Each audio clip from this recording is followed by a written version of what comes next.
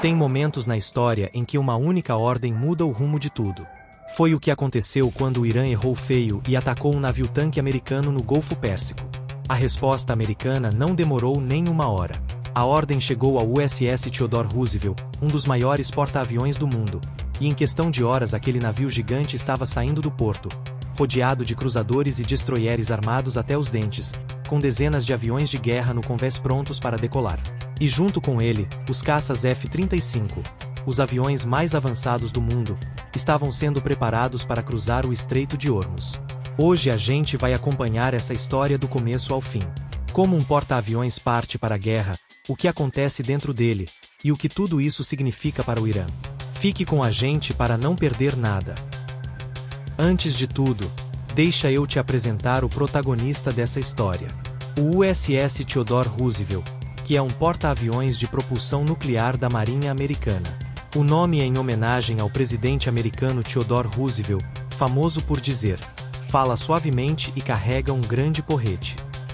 Esse navio tem mais de 330 metros de comprimento e, para você ter uma ideia, é maior do que 3 campos de futebol colocados lado a lado. Ele pesa mais de 100 mil toneladas. A bordo vivem e trabalham cerca de 5.000 pessoas. No convés de cima, que é plano como uma avenida, cabem até 90 aviões e helicópteros. Esses aviões podem decolar e pousar nesse convés usando um sistema de catapultas e cabos de frenagem, como se o avião fosse jogado pro ar por uma estilingue gigante e preso por um cabo quando volta. É uma das máquinas de guerra mais poderosas já construídas pelo ser humano. E quando ele aparece no horizonte, todo mundo presta atenção. Quando a ordem chegou, o navio já estava praticamente pronto. Os soldados que iam a bordo já sabiam que algo estava para acontecer. Eles pegaram seus equipamentos, fuzis, coletes, mochilas, munição, formaram fila e subiram pelo corredor de embarque, aquela passarela que liga o cais ao navio. Cada um foi para o seu posto.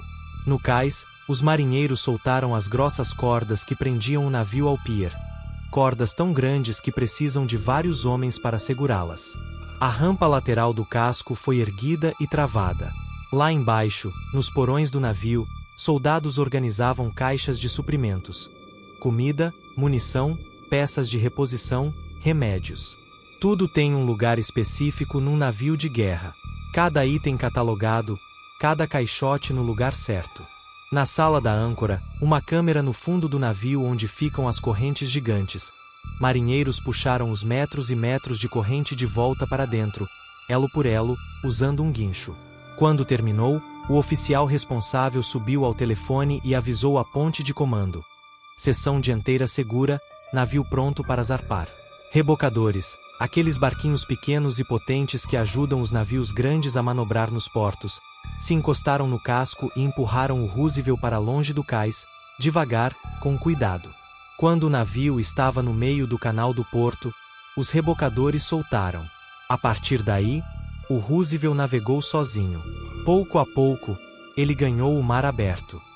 Um porta-aviões nunca anda sozinho. Seria perigoso demais. Por isso, ao redor do Roosevelt se formou o que os militares chamam de grupo de ataque, uma espécie de comboio de guerra com funções bem divididas. Os cruzadores são navios grandes, cheios de mísseis. Eles ficam mais próximos do porta-aviões e têm a missão principal de abater mísseis inimigos que tentem atacar o grupo. Pensa neles como os guarda-costas mais próximos. Os destroyers são um pouco menores e mais rápidos. Eles formam um círculo mais externo ao redor do porta-aviões, patrulhando contra submarinos, aviões inimigos e ameaças de superfície. São os olhos e ouvidos do grupo. Juntos, esses navios formam uma bolha de proteção ao redor do Roosevelt. Para chegar no porta-aviões, qualquer míssil ou avião inimigo teria que passar por várias camadas de defesa. Enquanto o grupo de ataque tomava forma no mar, no convés do Roosevelt o trabalho não parava. As equipes de mecânicos se espalharam pelos aviões. Cada um tem uma função específica, um cuida do motor, outro das armas, outro dos sistemas eletrônicos, outro do trem de pouso. Mísseis foram presos embaixo das asas para derrubar outros aviões, e mísseis ar-terra, para atacar alvos no chão. Cada míssil foi encaixado, o conector elétrico testado, e um pino vermelho de segurança inserido para evitar disparo acidental. Esses pinos são removidos só na hora H. Mas os que mais chamaram atenção naquele dia foram os F-35 Lightning II. O F-35 é o avião de combate mais moderno do mundo. Ele é furtivo, isso quer dizer que os radares inimigos têm muita dificuldade de detectá-lo. Ele enxerga muito mais longe do que os aviões antigos. E consegue ao mesmo tempo atacar alvos no ar e no chão, enquanto compartilha informações com outros aviões e navios em tempo real. É como se o piloto tivesse um mapa completo da batalha na tela, mostrando tudo: amigos, inimigos, ameaças, alvos. Nenhum outro avião do mundo faz isso tão bem. Os pilotos dos F-35 subiram nas cabines, ligaram os motores e começaram os testes. As superfícies de controle das partes que se movem nas asas e na cauda para guiar o avião foram mexidas de um lado para o outro. Os radares foram ligados e testados. Os sistemas de armas verificados. Cada avião que passava por todos os testes recebia liberação para voar e era empurrado para a fila de espera, pronto para decolar quando a ordem chegasse. Parte dos soldados a bordo do Roosevelt não ficaria no porta-aviões. Eles tinham uma missão diferente. Seriam distribuídos pelos cruzadores de escolta para ajudar a proteger os navios-tanque que precisavam passar pelo Estreito de Hormuz, aquele corredor estreito de mar por onde passa quase um quinto de todo o petróleo do mundo. Para chegar nos cruzadores, eles usariam os V-22 Osprey, aquelas aeronaves meio avião, meio helicóptero que a gente mencionou antes. Decola como helicóptero e voa como avião. Os soldados subiram pela escada interna do navio, cruzaram o convés correndo e entraram pelos fundos abertos dos Ospreys. Coletes, fuzis, mochilas, tudo junto. O chefe de bordo contou cabeça por cabeça para ter certeza que não faltava ninguém.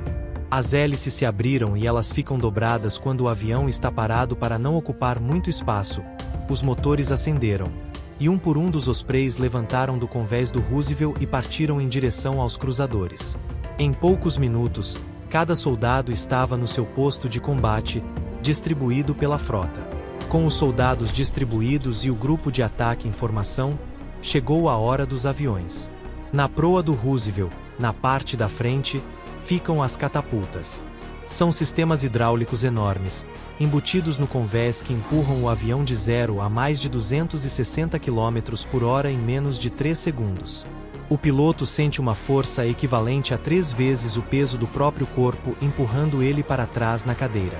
Um por um, os F-A-18 Super Hornet e os F-35 foram posicionados.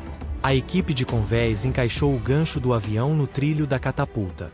O defletor de jato, que é uma parede de metal que sobe do chão atrás do avião, protegeu a equipe do calor e da força do motor. O piloto empurrou o motor ao limite. O barulho era ensurdecedor. O oficial de catapulta se ajoelhou, tocou o convés com a mão, o sinal tradicional de liberação, e a catapulta disparou. O avião saiu arremessado para o ar, mergulhou levemente em direção ao mar por um segundo, e depois subiu forte, ganhando altitude rapidamente. Em segundos estava longe, virando em direção ao Irã. Antes que esse piloto sumisse no horizonte, o próximo avião já estava sendo posicionado na catapulta. O ritmo não parava. Enquanto os aviões decolavam do Roosevelt, um dos cruzadores de escolta recebeu uma ordem de missão de fogo. No convés dianteiro do cruzador, tampas se abriram ao longo de uma fileira de células, que são os silos onde ficam os mísseis Tomahawk guardados em posição vertical, como garrafas numa caixa. Um Tomahawk é um míssil de cruzeiro, não é como um foguete que sobe reto para o alto. Ele sai disparado para cima, depois abaixa e começa a voar baixinho, quase rente ao mar ou ao chão para escapar dos radares inimigos. Consegue voar mais de 1000 km e acertar um alvo do tamanho de uma janela, um por um. Os Tomahawks saíram das células em explosões de fogo e fumaça branca, subiram, viraram e desapareceram no horizonte, cada um em direção a um alvo diferente em instalações militares iranianas.